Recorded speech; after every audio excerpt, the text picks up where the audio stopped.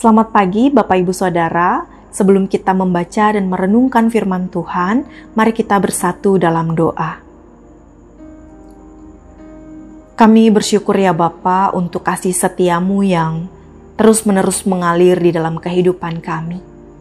Pada saat ini juga ya Tuhan, kami hendak membaca dan merenungkan firman-Mu. Kiranya Engkau mencurahkan Roh Kudus-Mu ke dalam hati dan pikiran kami, agar kami dimampukan untuk mengerti dan melakukan apa yang Engkau firmankan di dalam kehidupan kami. Terima kasih, di dalam nama Yesus Kristus kami mengucap syukur dan berdoa. Amin. Bapak Ibu Saudara, pembacaan Alkitab kita pada hari ini diambil dari Kisah Para Rasul, pasalnya yang pertama ayat yang ke-8.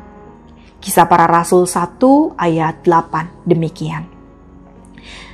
Tetapi engkau akan menerima kuasa kalau Roh Kudus turun ke atas kamu, dan kamu akan menjadi saksiku di Yerusalem dan di seluruh Yudea dan Samaria dan sampai ke ujung bumi. Demikianlah pembacaan Alkitab kita pada hari ini. Bapak Ibu Saudara, ada sebuah istilah bijak yang berkata demikian. Diam itu emas. Mengapa? Supaya kita bisa lebih bijak di dalam membaca situasi. Akan tetapi seringkali ketika kita diperhadapkan di dalam sebuah persoalan dan kita diminta untuk menjadi saksi, seringkali diam itu menjadi alternatif bagi kita untuk keluar dari masalah tersebut. Mengapa? Karena menjadi saksi itu merepotkan. Dalam satu perkara kita diminta untuk bersumpah di bawah kitab suci. Kita ditanyai begitu banyak pertanyaan. Tanggung jawab kita pun begitu besar, sebab salah sedikit kita bisa kena pidana. Belum lagi kita diminta untuk bersikap objektif.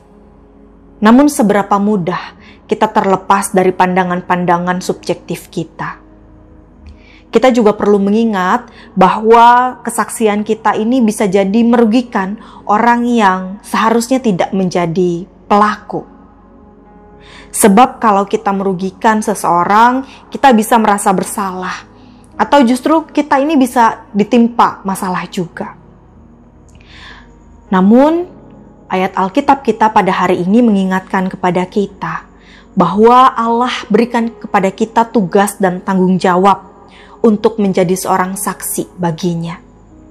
Tetapi engkau akan menerima kuasa kalau Roh Kudus turun ke atas kamu, dan kamu akan menjadi saksiku di Yerusalem dan di seluruh Yudea dan Samaria dan sampai ke ujung bumi. Kita diutus dan diberikan kuasa untuk menjadi saksi, untuk mewartakan kerajaan Allah, mewartakan kabar baik, supaya orang bisa menjadi percaya dan supaya banyak orang juga memperoleh hidup di dalam Kristus.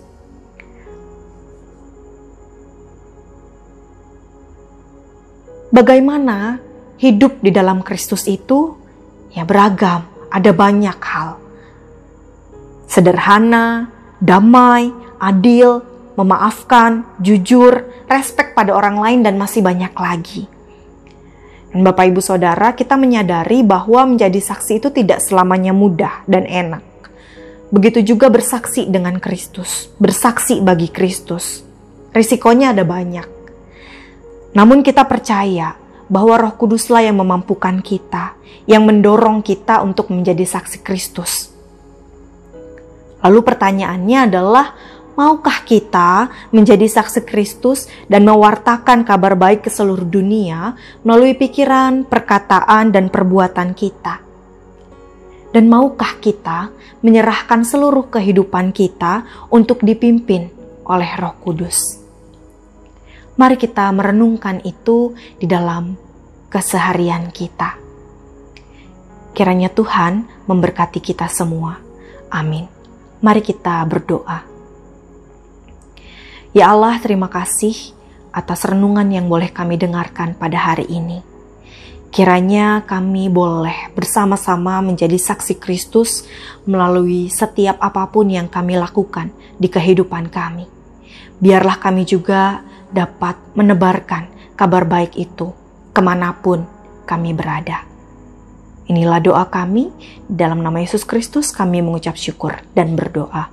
Amin.